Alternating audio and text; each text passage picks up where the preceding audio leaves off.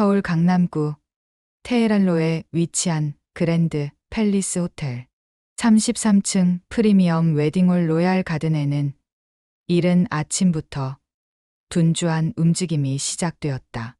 오늘은 중견건설사 대한종합건설 대표 윤도현과 피아노 강사 한소영의 결혼식이 열리는 날이었다.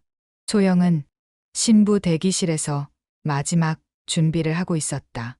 거울 속에 자신을 바라보며 그녀는 여전히 꿈을 꾸는 것만 같았다. 3년 전 그 끔찍한 교통사고 이후 기억을 잃고 절망에 빠져 있을 때 도연이 마치 구원자처럼 나타났다. 가족도 없는 내 곁에 내가 있겠다던 그의 말이 얼마나 위로가 되었던지. 그리고 오늘 드디어 그와 한 가족이 된다.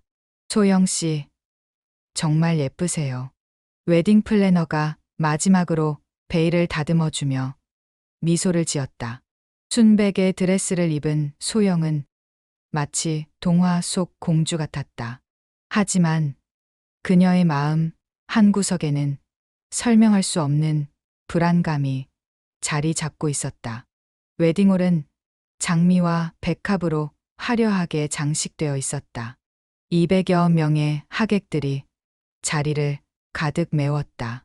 도연의 사업 파트너들, 정치인들, 그리고 각종 언론사 기자들까지 참석했다. 이 결혼식은 단순한 개인적 행사가 아니라 사회적 이슈였다. 42세의 성공한 사업가가 기억을 잃은 여성을 구원하고 결혼한다는 감동적인 스토리로 여러 매체에서 조명을 받았기 때문이다. 도연은 턱시도를 말끔히 차려입고 제단 앞에 서 있었다. 키 180cm의 준수한 외모에 품격 있는 미소를 지은 그의 모습은 완벽한 신랑이었다. 하객들 사이에서는 역시 윤 대표님, 부러워 죽겠네라는 감탄사가 흘러나왔다. 웨딩 마치가 시작되었다. 소영이 웨딩 플래너의 부축을 받으며 버진로드를 걷기 시작했다. 클래시가 터지고 하객들의 박수가 쏟아졌다. 모든 것이 완벽했다. 그때였다. 웨딩홀의 입구 문이 거칠게 열리더니 한 마리의 진돗개가 거친 숨을 몰아쉬며 뛰어들어왔다. 털이 더럽혀지고 다리에는 상처까지 난 상태였다. 개는 마치 무언가에 쫓기듯 급하게 홀 안을 둘러보았다. 어떻게 개가 여기에? 경비는 뭘 하는 거야? 하객들 사이에서 웅성거림이 일어났다. 일부는 핸드폰을 꺼내 동영상을 찍기 시작했다. 그러나 개는 사람들의 반응에 아랑곳하지 않고 곧바로 소영을 향해 달려갔다. 그리고는 그녀의 드레스 자락을 물고 늘어지기 시작했다. 아, 소영이 비명을 질렀다. 하지만 이상했다. 공포가 아니라 묘한 친숙함이 느껴졌다. 야, 이 더러운 놈아. 도연이 분노에 찬 목소리로 소리쳤다. 그의 얼굴은 순식간에 일그러졌다. 평소 온화한 모습과는 전혀 다른 차갑고 무서운 표정이었다. 경비, 당장 저 개를 쫓아내. 지금 당장. 도연의 목소리는 웨딩홀 전체에 울려 퍼졌다. 여러 명의 경비원들이 달려왔지만 진돗개는 소영의 드레스를 놓지 않았다. 안 돼요. 다치게 하지 마세요. 소영이 갑자기 소리쳤다. 그 순간 그녀 자신도 놀랐다. 왜 자신이 이 개를 보호하려 하는지 알 수 없었다. 개는 소영을 올려다보며 낮게 울었다. 그 눈빛에는 간절함과 애타함이 담겨 있었다. 마치 무언가 중요한 메시지를 전달하려는 듯했다. 소영은 무릎을 굽혀 개와 눈을 마주쳤다. 순간 머릿속에 알 수 없는 영상들이 스쳐 지나갔다. 어린 시절 누군가 자신을 미진아라고 부르던 목소리, 작업복을 입은 남자의 뒷모습, 그리고 이계와 함께 웃으며 뛰어놀던 기억의 조각들. 소영아, 뭘 하고 있어? 빨리 일어나. 도연의 목소리가 차갑게 내려꽂혔다. 하지만 소영은 움직일 수 없었다. 심장이 격렬하게 뛰기 시작했고 숨이 막힐 것 같았다. 진돗개는 계속해서 그녀의 드레스를 잡아당겼다. 마치 여기서 벗어나라고, 이 결혼식을 멈추라고 경고하는 것 같았다. 소영 씨, 괜찮으세요? 웨딩 플래너가 가가와 소영의 팔을 잡았다. 하객들은 이 예상치 못한 상황을 신기해하며 계속 사진을 찍고 있었다. 도연은 참을성을 잃고 직접 나섰다. 당장 저 개를 끌고 나가. 그가 개를 발로 차려는 순간 소영이 그의 앞을 막아섰다. 하지 마세요. 이 개는 소영은 말을 잇지 못했다. 왜 이렇게 행동하는지 자신도 이해할 수 없었다. 진돗개는 소영의 보호를 받으며 더욱 격렬하게 울었다. 그 울음소리에는 슬픔과 분노, 그리고 간절한 호소가 담겨 있었다. 웨딩홀은 완전히 혼란에 빠졌다. 기자들은 이 사건을 놓치지 않으려 연신 셔터를 눌러댔고 하객들은 수근거리기 시작했다. 완벽해 보였던 결혼식이 한순간에 아수라장이 되어버렸다. 소영은 개의 눈을 바라보며 몸을 떨었다. 잃어버린 기억의 문이 조금씩 열리기 시작하는 것 같았다. 그리고 그 문 너머에서 무언가 거대하고 두려운 진실이 기다리고 있다는 예감이 들었다. 소영은 진돗개를 안고 웨딩홀 밖으로 나왔다. 차가운 11월 바람이 그녀의 베일을 날렸다. 개는 그녀의 품에서 떨고 있었고 소영 역시 멈추지 않는 심장박동 때문에 숨을 제대로 쉴 수 없었다. 호텔 로비의 한적한 소파에 앉아 소영은 3년 전을 떠올렸다. 2022년 12월 15일. 그날 밤의 기억은 여전히 조각조각 흩어져 있었다. 강남대로를 달리던 택시, 갑자기 나타난 트럭의 헤드라이트, 그리고 깜깜한 무후.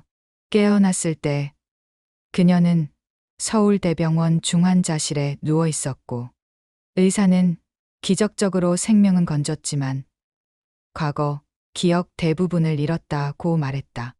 가족도 친구도 자신이 누구인지조차 기억나지 않는 상황에서 도연이 나타났다. 당신을 아는 사람이에요. 제가 책임지겠습니다. 그의 따뜻한 미소와 든든한 어깨는 절망에 빠진 그녀에게 유일한 희망이었다. 도연은 소영에게 새로운 신분을 만들어 주었다. 당신의 본명은 한소영이고 부모님은 일찍 돌아가셨어요. 혼자 피아노 강사로 살아왔죠. 그는 병원비부터 생활비까지 모든 것을 지원했다. 강남의 원룸을 구해주고 작은 피아노 학원에서 일할 수 있도록 도와주었다. 소영은 의문을 품지 않았다. 아니, 품을 수 없었다. 기댈 곳이 그뿐이었으니까. 기억을 억지로 되찾으려 하지 마세요. 새로운 인생을 사는 거라고 생각하세요. 도연의 조언에 따라 그녀는 과거를 포기하고 현재에 충실했다. 2년이 흘렀다. 도연은 점차 그녀의 일상에 깊숙이 들어왔다. 매주 찾아와 안부를 묻고 맛있는 음식을 사주고 때로는 드라이브를 떠나기도 했다. 그리고 올해 초 마침내 청혼했다. 이제 정말 가족이 되어요. 영원히 당신을 지켜줄게요. 하지만 오늘 그 진돗개를 본 순간 모든 것이 흔들리기 시작했다. 걔는 여전히 그녀의 무릎에 머리를 기대고 있었다. 부드러운 털을 쓰다듬으며 소영은 기묘한 기시감에 사로잡혔다. 별이. 갑자기 입에서 그 이름이 튀어나왔다. 소영 자신도 깜짝 놀랐다. 어떻게 이 개의 이름을 아는 거지? 진돗개는 그 이름을 듣고 격렬하게 꼬리를 흔들었다. 마치 맞아, 나야, 별이야, 라고 말하는 것 같았다. 머릿속에 더 많은 영상들이 스쳐 지나갔다. 작은 주택의 마당에서 이 개와 함께 뛰어놀던 기억, 누군가 미진아, 별이 좀 봐줘라고 말하던 목소리, 그리고 키가 크고 어깨가 넓은 남자가 작업복을 입고 집으로 돌아오던 모습. 이진. 소영은 그 이름을 중얼거렸다. 왜 그 이름이 이렇게 익숙할까? 그리고 그 남자는 누구지? 형, 아버지?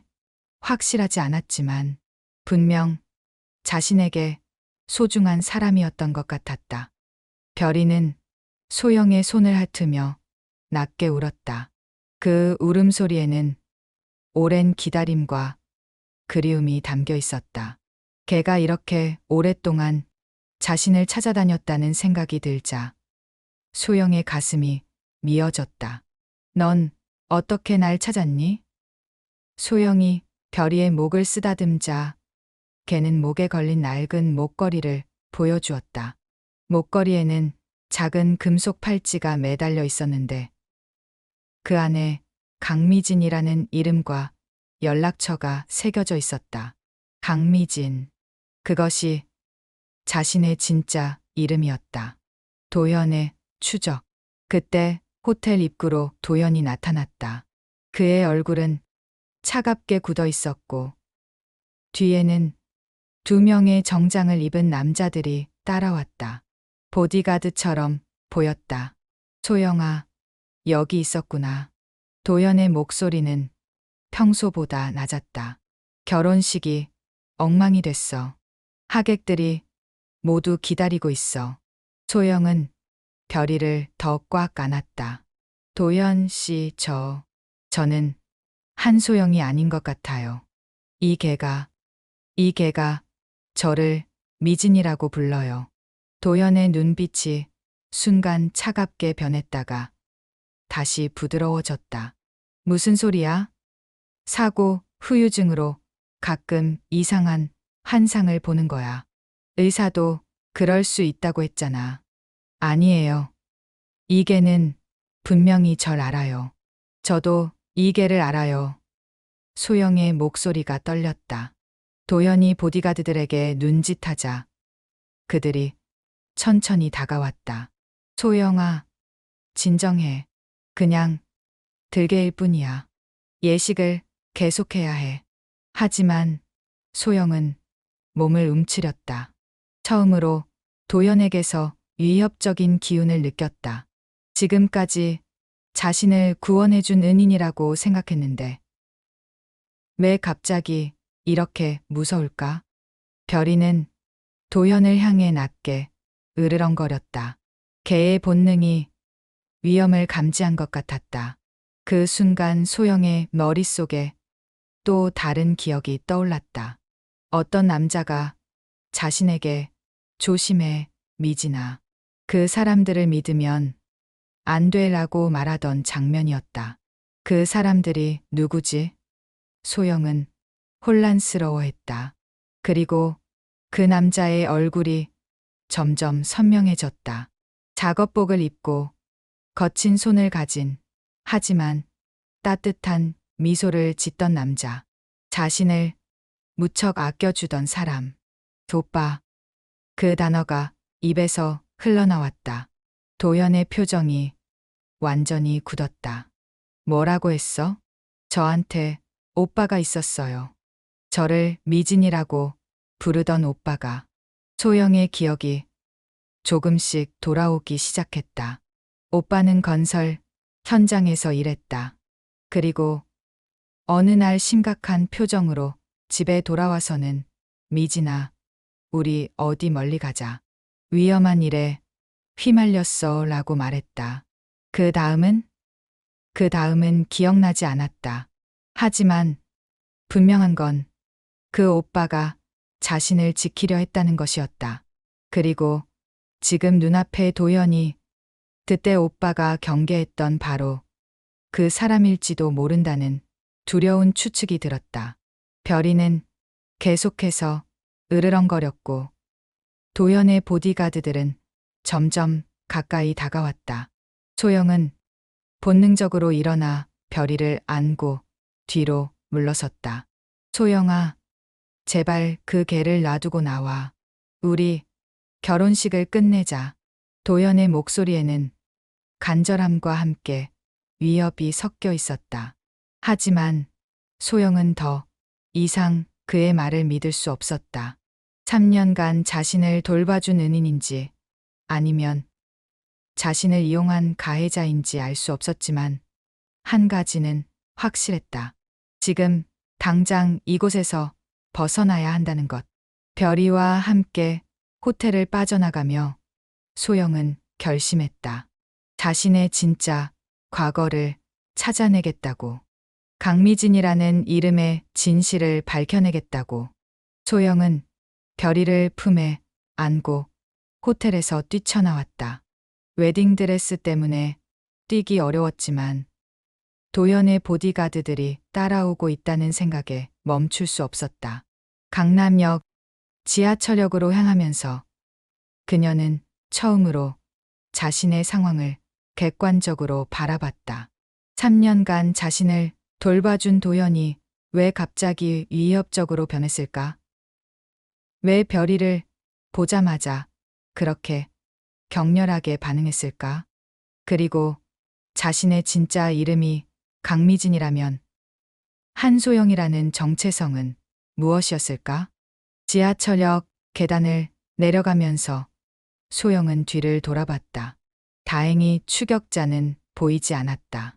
하지만 웨딩드레스를 입고 걔를 안고 있는 모습이 너무 눈에 띄었다. 사람들이 수근거리며 핸드폰으로 사진을 찍기 시작했다. 별이는 그녀의 품에서 불안해하며 낮게 울었다. 괜찮아, 별아. 우리 어디론가 숨자. 소영은 별이를 달래며 지하철에 올랐다.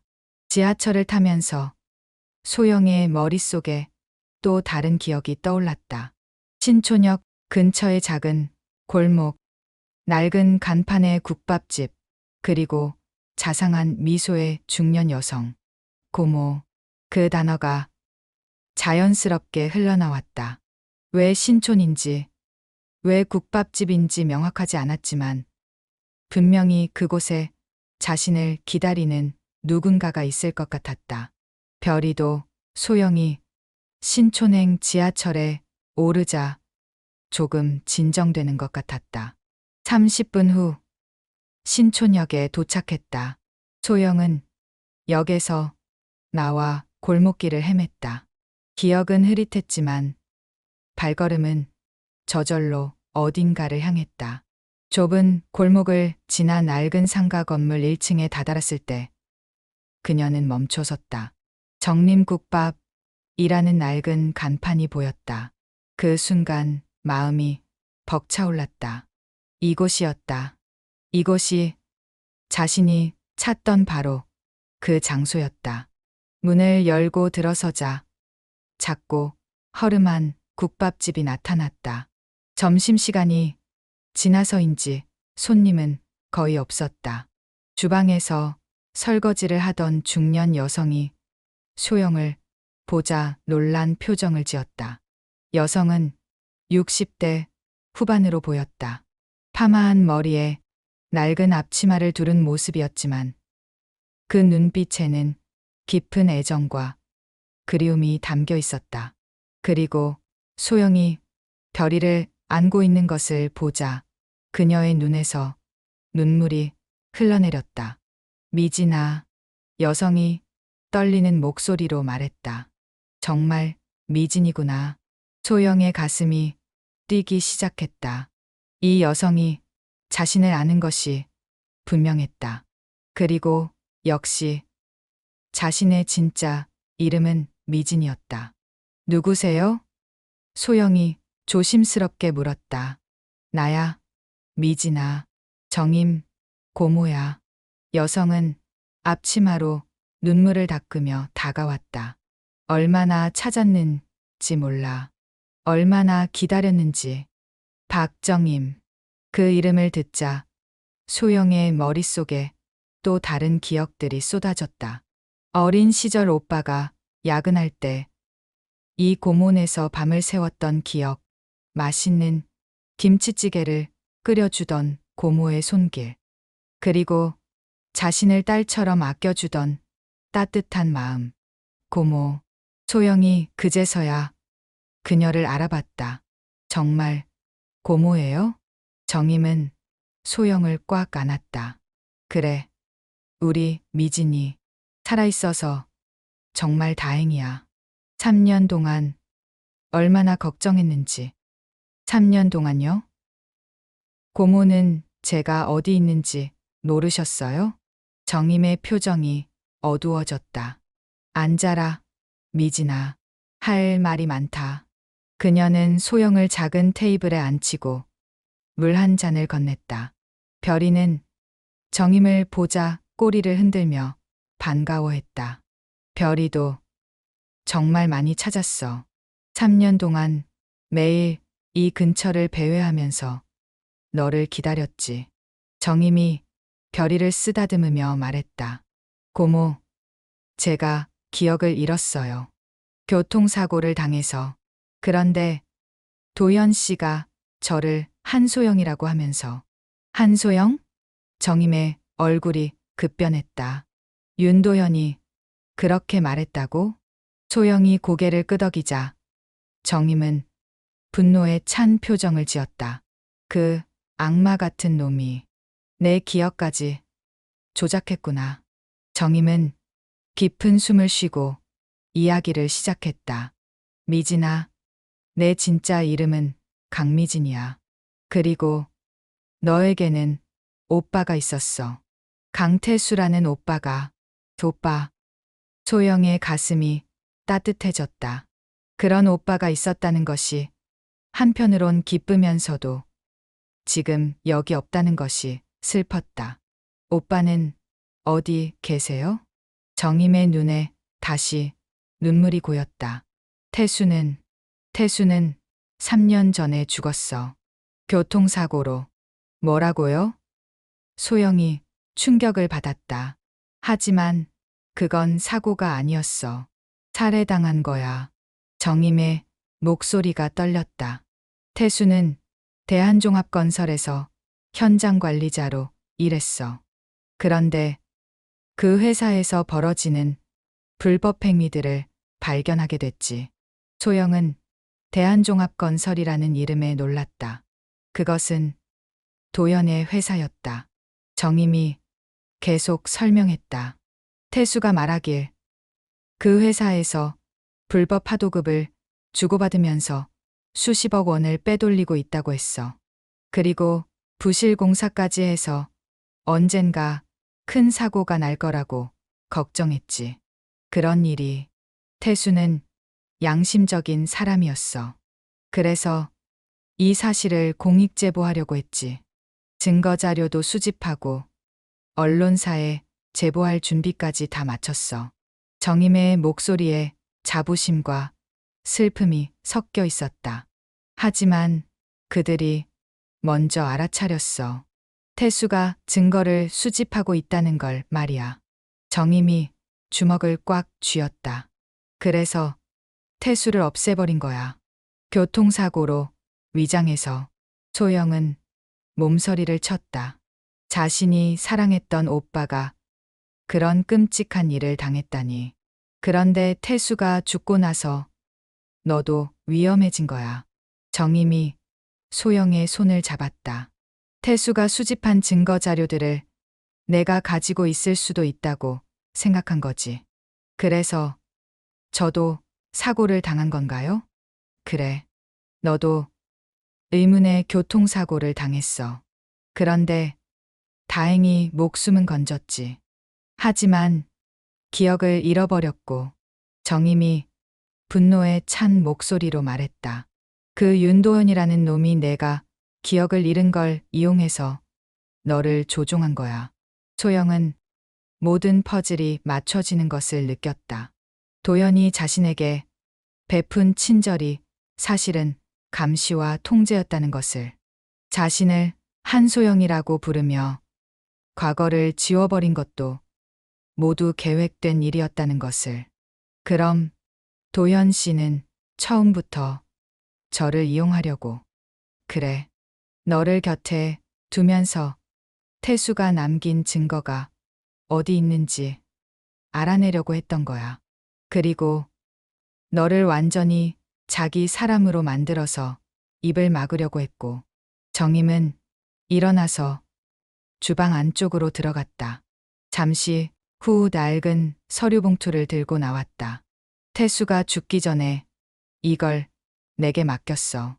만약 내게 무슨 일이 생기면 미진이에게 전해달라고 했지. 정임이 봉투를 소영에게 건넸다. 봉투 안에는 여러 서류와 USB 하나가 들어 있었다. 서류들은 대한종합건설의 공사 현황과 회계 자료들이었고, USB에는 더 자세한 증거 자료들이 담겨 있을 것 같았다. 이 자료들로 윤도현과 그 일당들을 처벌할 수 있어? 소영이 물었다. 물론이야. 태수가 목숨 걸고 모은 증거들이니까. 정임의 눈에 결의가 서렸다. 하지만 위험해. 그들은 이미 2명을 죽였어. 너도 조심해야 해. 복수의 결심. 소영은 서류를 들여다보며 분노가 치밀어 오르는 것을 느꼈다. 선량한 오빠가 정의를 위해 싸우다가 목숨을 잃었고, 자신도 3년간 조작된 삶을 살아왔다. 이 모든 고통의 원인이 바로 윤도현이었다. 고모, 저는 오빠의 원수를 갚을 거예요. 소영의 목소리에 강한 의지가 담겼다. 그리고 진실을 세상에 알릴 거예요. 미진아, 너무 무리하지 마라. 그들은 돈도 권력도 많은 사람들이야. 하지만 포기할 수는 없어요. 오빠가 목숨 걸고 지키려던 정의를 제가 완성할게요. 소영이 USB를 꽉 쥐었다. 별이는 소영의 무릎에 머리를 기대며 낮게 울었다. 마치 자신도 함께 싸우겠다는 의미인 것 같았다. 정임은 소영의 결심을 보고 마음을 정했다. 그렇다면 내가 도와줄게. 태수의 동생이니까 당연히 내가 도와야지. 정말요? 그래. 하지만 계획을 잘 세워야 해. 그들이 어떤 사람들인지 너도 이제 알잖아. 정임이 소영의 어깨를 두드렸다. 일단 안전한 곳에 숨어 있으면서 증거 자료를 정리하고 언론과 검찰에 제보할 준비를 하자. 소영은 고개를 끄덕였다. 이제 자신이 누구인지, 자신에게 무슨 일이 일어났는지 모든 것이 명확해졌다. 그리고 앞으로 무엇을 해야 하는지도. 강미진. 그것이 자신의 진짜 이름이었다. 그리고 이제부터는 강미진으로서, 오빠 강태수의 동생으로서 정의를 위해 싸울 것이다. 별이는 마치 그녀의 마음을 읽은 듯 힘차게 짖었다. 3년간의 기다림이 드디어 끝나는 순간이었다. 정임 고모가 가져온 서류 봉투를 열어보니 예상보다 훨씬 방대한 자료가 들어있었다. 강태수가 수개월에 걸쳐 수집한 증거들은 체계적이고 치밀했다. 공사 현장 사진들, 회계장부 복사본, 녹음 파일이 담긴 USB, 그리고 내부 고발을 위해 작성한 상세한 보고서까지. 미진은 오빠의 필체로 쓰인 메모를 읽으며 가슴이 뭉클해졌다. 미진아, 이 자료들을 보게 된다면 내게 무슨 일이 생긴 거겠지. 하지만 포기하지 마. 진실은 반드시 밝혀져야 해. 너의 오빠 태수가 USB를 정임의 낡은 노트북에 연결하자 폴더들이 나타났다. 회계부정, 부실공사, 안전사고 은폐, 정치인 후원금, 언론 매수 등으로 세분화되어 있었다. 태수의 치밀함에 미진은 다시 한번 놀랐다. 오빠가 이런 걸 다 혼자 조사했어요? 미진이 물었다. 아니야. 태수와 함께 일했던 몇몇 사람들이 도와줬어. 하지만 태수가 죽은 후에는 모두 입을 다물어버렸지. 겁이 난 거야.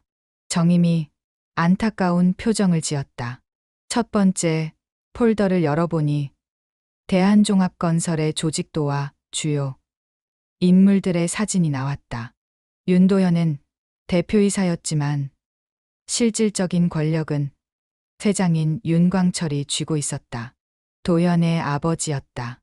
윤광철. 미진이 그 이름을 중얼거렸다. 70대 후반의 노인으로 보이는 그의 사진에서는 냉혹한 기운이 느껴졌다. 자료를 더 살펴보니 충격적인 사실들이 드러났다. 대한종합건설은 지난 10년간 정부 발주 공사를 따내기 위해 공무원들에게 수억 원의 뒷돈을 제공했다. 그리고 공사비를 절약하기 위해 저품질 자재를 사용하고 안전규정을 무시한 채 공사를 강행했다. 이건 단순한 회계부정 수준이 아니네요. 미진이 충격을 받았다. 그래.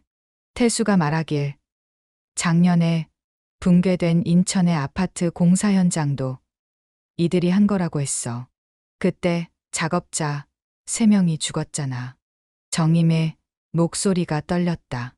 미진은 그 사건을 기억했다. 언론에서는 설계 오류라고 보도했지만 실제로는 부실 공사가 원인이었던 것이다. 그리고 그 진실을 폭로하려던 오빠가 살해당한 것이다. 두 번째 폴더에는 더욱 놀라운 내용이 있었다. 대한종합건설이 여러 정치인들에게 정치자금을 제공한 내역이 상세히 기록되어 있었다. 국회의원 10여 명, 지방자치단체장 5명, 그리고 현재 국토교통부 장관까지 포함되어 있었다. 이렇게 많은 사람들이 연루되어 있었구나. 미진이 한숨을 쉬었다. 그래서 태수를 없앤 거야. 이 사실이 밝혀지면 정치권 전체가 흔들릴 테니까. 정임이 설명했다. 자료 중에는 윤도현이 직접 정치인들과 만나는 사진들도 있었다. 고급 레스토랑에서 봉투를 건네는 장면, 골프장에서 함께 라운딩하는 모습 등이 선명하게 찍혀 있었다. 오빠가 어떻게 이런 사진들을 찍을 수 있었죠? 미진이 궁금해했다. 태수는 현장 관리자였으니까 윤도현과 함께 다닐 기회가 많았어. 그리고 아주 조심스럽게 증거를 모았지. 정임이 자랑스러운 표정을 지었다. 세 번째 폴더에는 언론사와의 거래 내역이 담겨 있었다. 대한종합건설은 주요 언론사에 광고비 명목으로 수십억 원을 지급하고 부정적인 기사가 나가지 않도록 압력을 넣었다. 심지어 일부 기자들에게는 직접 돈을 줘서 유리한 기사를 쓰게 했다. 이래서 그동안 이 회사에 대한 부정적인 보도가 없었구나. 미진이 이해했다. 파일 중에는 미진 자신과 관련된 내용도 있었다. 3년 전 미진의 교통사고를 불운한 사고로 보도한 기사들, 그리고 최근 도현과의 결혼을 감동적인 사랑 이야기로 포장한 기사들. 모든 것이 조작되고 계획된 것이었다. 제 인생이 통째로 언론 플레이의 소재였던 거네요. 미진이 씁쓸하게 말했다. 하지만 이제 진실을 밝힐 수 있어. 태수가 목숨 걸고 모은 증거들이니까. 정임이 미진의 어깨를 두드렸다. 네 번째 폴더를 열자 미진은 자신과 관련된 충격적인 진실을 발견했다. 윤도현이 미진을 의도적으로 접근한 것이 아니라 처음부터 계획된 일이었다는 것이다. 파일에는 강미진 접촉 계획서라는 문서가 있었다. 미진의 교통사고 이후 기억을 잃은 상황을 이용해서 새로운 정체성을 부여하고 점진적으로 도연에게 의존하게 만드는 상세한 계획이 담겨 있었다. 이건 처음부터 저를 조종하려고 했던 거네요. 미진이 몸서리를 쳤다. 더 놀라운 것은 미진의 교통사고도 우연이 아니었다는 점이었다. 태수가 증거 수집을 하고 있다는 것을 알게 된 윤광철이 직접 지시해서 태수를 제거하고 미진도 함께 없애려 했던 것이다.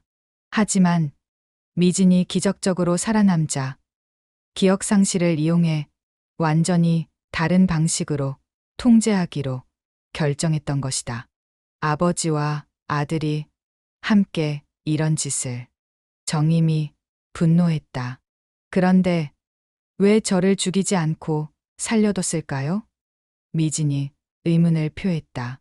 아마도 태수가 어디에 증거를 숨겨뒀는지 알아내려고 했을 거야. 그리고 너를 완전히 조종할 수 있다면 오히려 더 유용하다고 생각했을 수도 있고. 정임이 추측했다. 마지막 폴더에는 결정적인 증거가 들어있었다. 윤광철과 윤도현이 태수의 제거를 논의하는 녹음 파일이었다. 태수가 마지막으로 회사에 출근한 날 사무실에 롤레 녹음기를 설치해서 얻은 것이었다. 파일을 재생하자 윤광철의 차가운 목소리가 들렸다. 강태수 그놈이 우리 비리를 다 캐고 있어. 이대로 두면 회사가 망한다. 아버지. 하지만 살인이 아니야. 사고야. 교통사고로 처리하면 돼. 그리고 그 여동생도 함께. 미진까지요? 그래. 태수가 증거를 어디 숨겨뒀는지 모르니까 가족들을 모두 정리하는 게 안전해. 미진은 녹음을 들으며 온몸이 떨렸다. 자신과 오빠의 목숨을 그렇게 가볍게 논하는 그들의 모습에 분노가 치밀어 올랐다. 이제 충분해요. 미진이 결연한 표정을 지었다. 이 증거들로 그들을 반드시 처벌할 거예요. 하지만 조심해야 해. 그들은 이미 2명을 죽였어. 너도 위험하다고. 정임이 걱정했다. 그래서 더 확실하게 해야 해요. 이번에는 그들이 막을 수 없도록. 미진이 USB를 꽉 쥐었다. 별이가 미진의 무릎에 머리를 기대며 낮게 울었다. 마치 함께 싸우겠다는 의지를 표현하는 것 같았다. 고모, 제가 다시 결혼식장으로 돌아갈게요. 미진이 말했다. 뭐라고? 너무 위험해. 아니에요. 오히려 그곳이 가장 안전할 거예요. 많은 사람들과 기자들이 지켜보고 있으니까. 미진의 눈에 차가운 결의가 서렸다. 그리고 그곳에서 모든 진실을 밝힐 거예요. 윤도현과 그의 아버지가 저지른 모든 죄악을.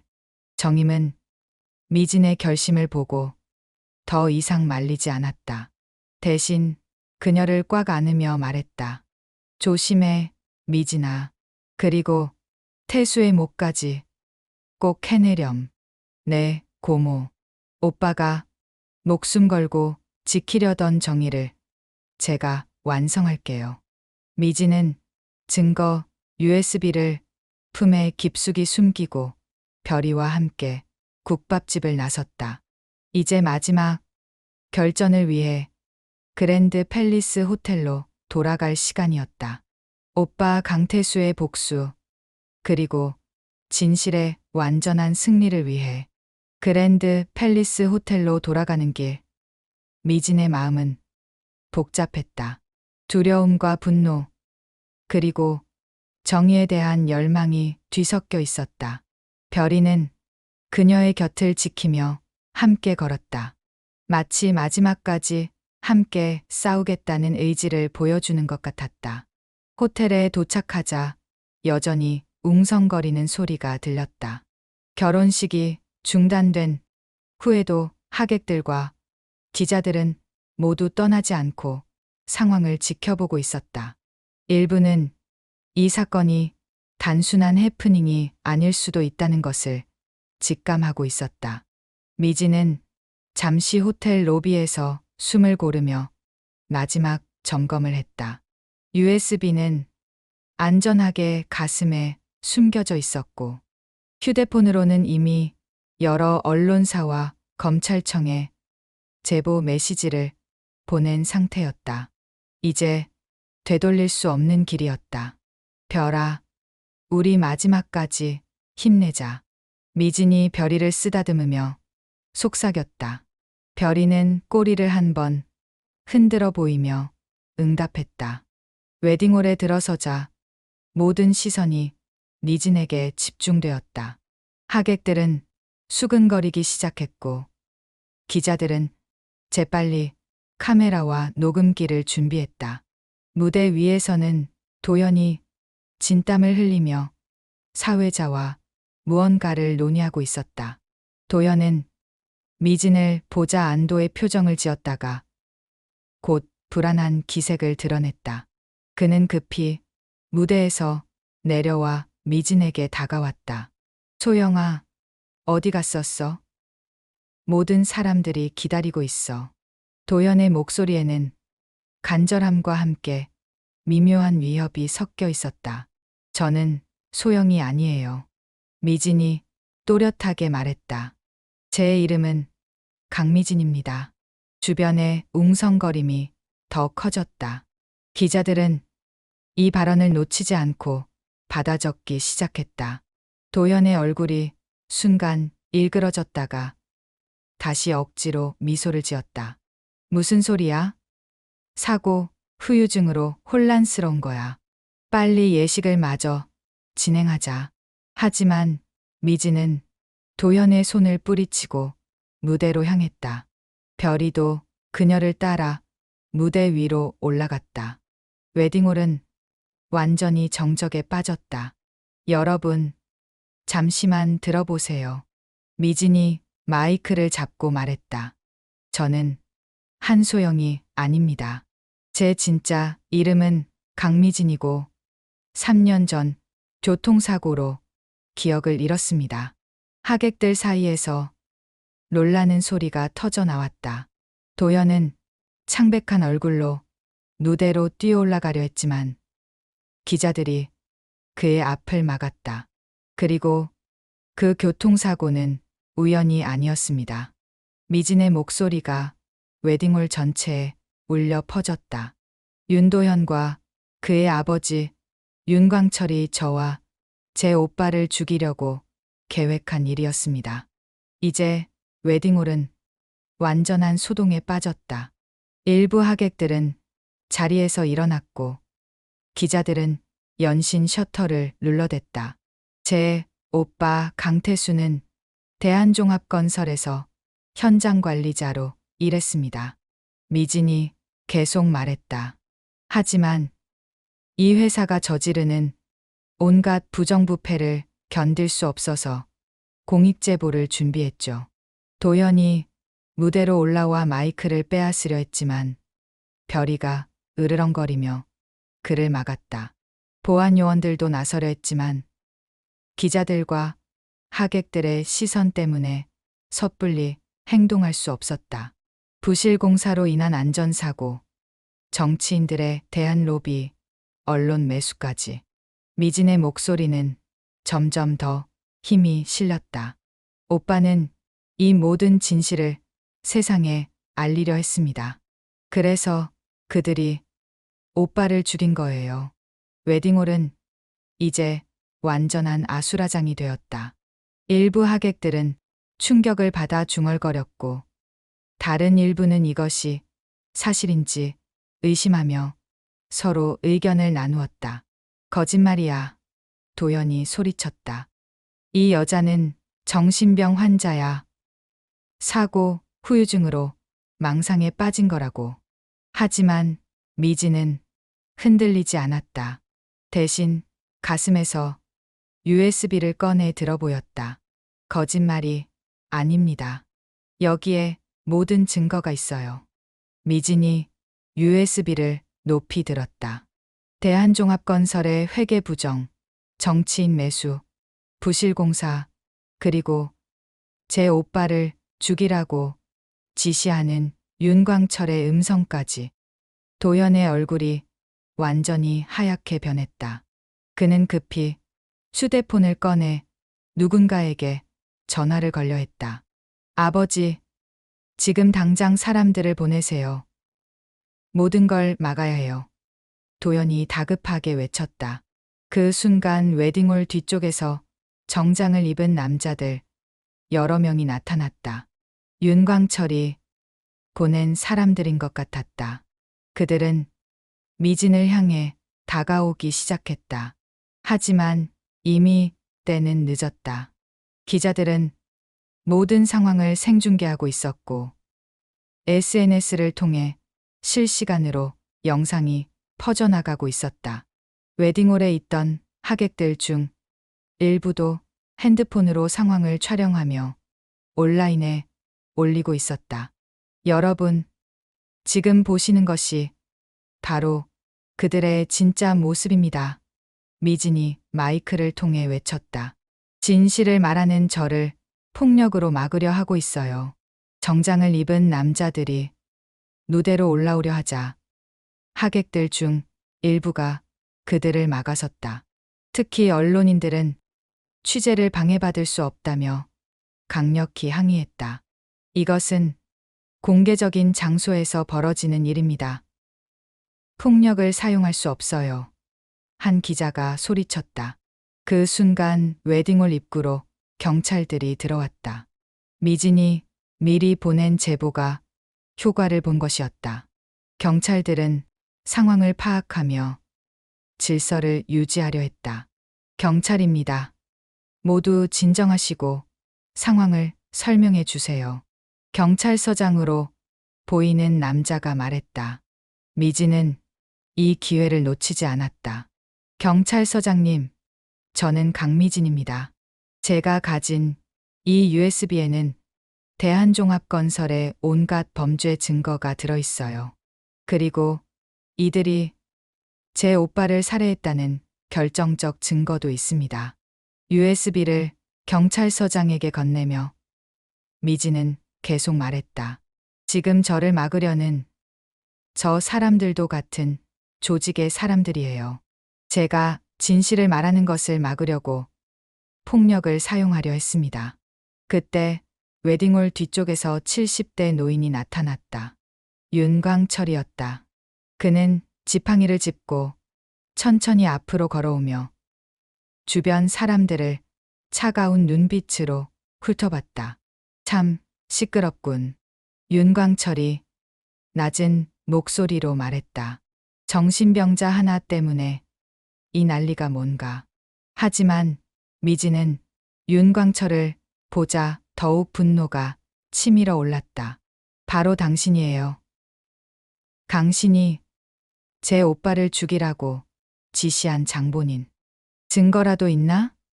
윤광철이 비웃으며 말했다. 있어요. 미진이 마이크를 들고 외쳤다.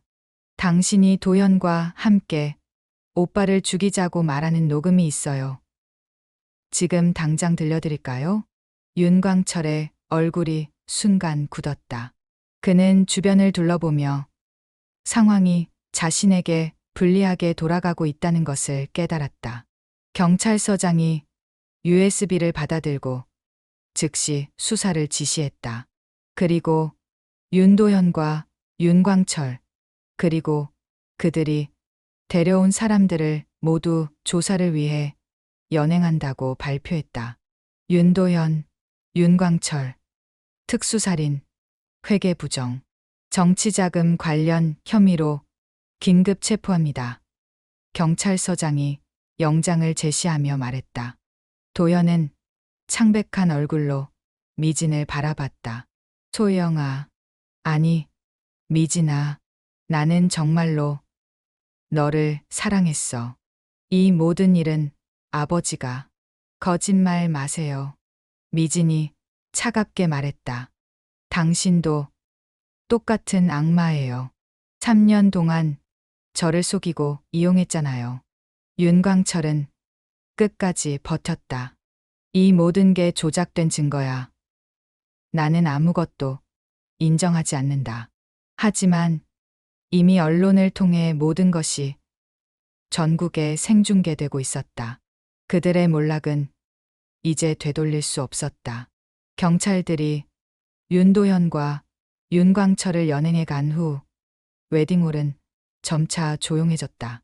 하객들은 하나둘 자리를 떠났고 기자들은 이 충격적인 사건을 보도하기 위해 바쁘게 움직였다. 미진은 무대에 홀로 서서 별이를 안고 있었다. 웨딩드레스를 입은 채로 정의를 위해 싸운 자신의 모습이 믿기지 않았다. 미진아, 뒤에서 정임 고모의 목소리가 들렸다. 고모는 눈물을 흘리며 달려와 미진을 꽉 안았다. 잘했어. 우리 미진이. 태수도 하늘에서 기뻐하고 있을 거야. 정임이 미진의 등을 토닥이며 말했다. 미진도 눈물을 흘렸다. 3년간의 조작된 삶, 잃어버린 기억, 그리고 사랑하는 오빠의 죽음. 모든 것이 끝났다는 안도감과 함께 깊은 슬픔도 몰려왔다. 별이는 미진의 무릎에 머리를 기대며 조용히 울었다. 마치 오랜 기다림이 끝났다는 것을 알고 있는 것 같았다. 별아, 이제 우리 진짜 집으로 가자. 미진이 별이를 쓰다듬으며 말했다. 오빠가 우리를 위해 마련해둔 그 작은 집으로.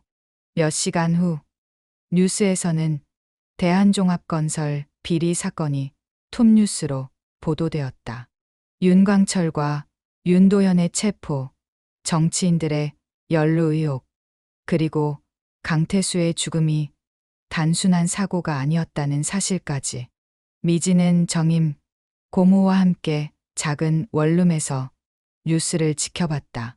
자신의 이야기가 전국에 알려지는 것이 부끄럽기도 했지만 동시에 오빠의 억울함이 풀렸다는 기쁨도 컸다. 6개월 후 대법원에서 윤광철과 윤도현에게 각각 무기징역과 징역 25년이 선고되었다. 연루된 정치인들도 모두 구속되었고 대한종합건설은 해체되었다. 미진은 강미진이라는 본래 이름을 되찾고 새로운 삶을 시작했다. 피아노 강사라는 거짓 직업 대신 사회복지사가 되어 어려운 사람들을 돕는 일을 하기로 했다. 그리고 별이는 여전히 그녀의 곁을 지키고 있었다. 오빠가 남긴 마지막 가족으로서, 그리고 진실을 찾아준 운명의 동반자로서. 오빠, 이제 정말 끝났어요. 미진이 태수의 무덤 앞에서 말했다. 당신이 지키려던 정의를 제가 완성했어요. 이제 편히 쉬세요. 별이는 무덤 앞에서 조용히 울었다. 바람이 불어와 미진의 머리카락을 흔들었다. 마치 오빠가 수고했어, 미진아라고 말하는 것 같았다. 그녀는 더 이상 한소영이 아니었다. 강미진이었다. 진실을 위해 싸운, 정의를 실현한, 그리고 진정한 자유를 되찾은 강미진이었다.